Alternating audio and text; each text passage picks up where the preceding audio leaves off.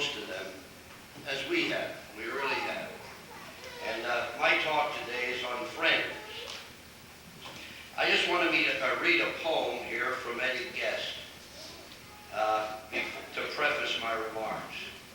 I read from his book of poetry, A Heap of Living. I'd like to be the sort of friend you have been to me, both of you. When I speak of one, I speak of them both collectively. I'd like to be the help that you've been always glad to be. I'd like to mean as much to you each minute of the day as you have been, old friend of mine, to me along the way. I'd like to do the big things and the splendid things for you. Think of this. To brush the gray from out your skies and leave them only blue. I'd like to say the kindly things that I so often heard and feel that I could rouse your soul the way that mine you've stirred. I'd like to give you back the joy that you have given me. Yet, that we're wishing you indeed I hope will never be.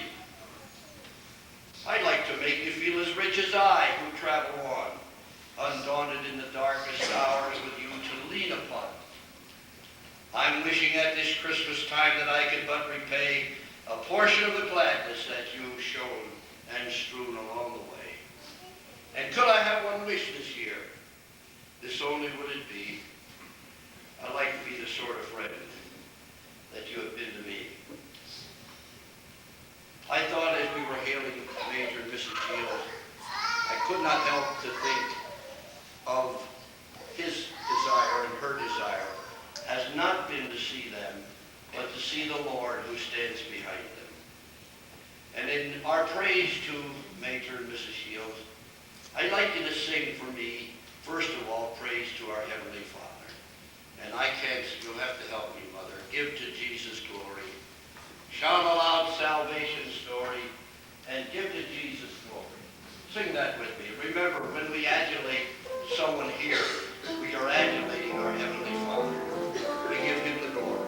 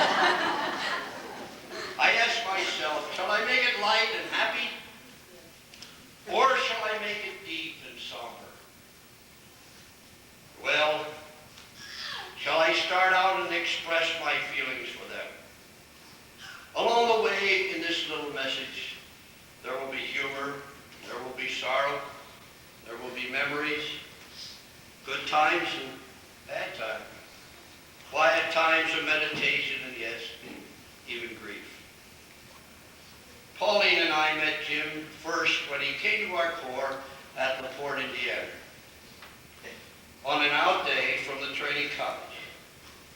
Later we met Nellie in officers' councils, and we forged a friendship that has lasted to this very day. Through 3 children each. 2 of ours are here today. The one could not make it from Florida, but she wanted to come, and we had to almost hold her down,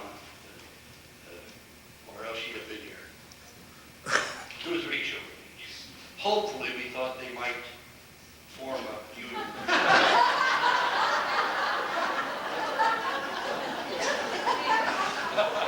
I even threatened to lock them in a garage.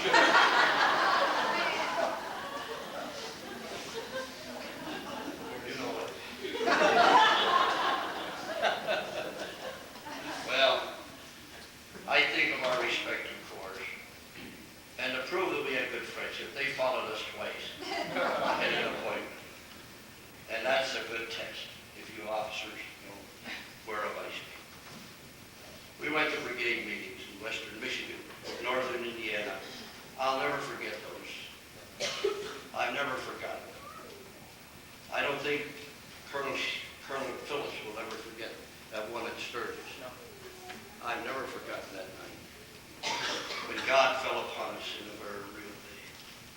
We couldn't go home. We just couldn't go home. We wanted to stay there all night. True. That is absolutely true. We've gone through those times. We went on vacation, and I have a lot of pictures on vacation. We've gone on lots of vacations. Not only one or two. Lots of them.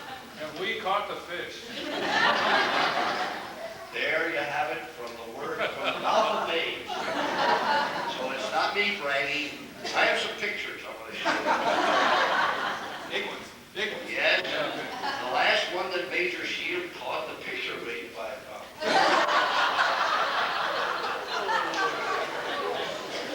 We have a picture of that.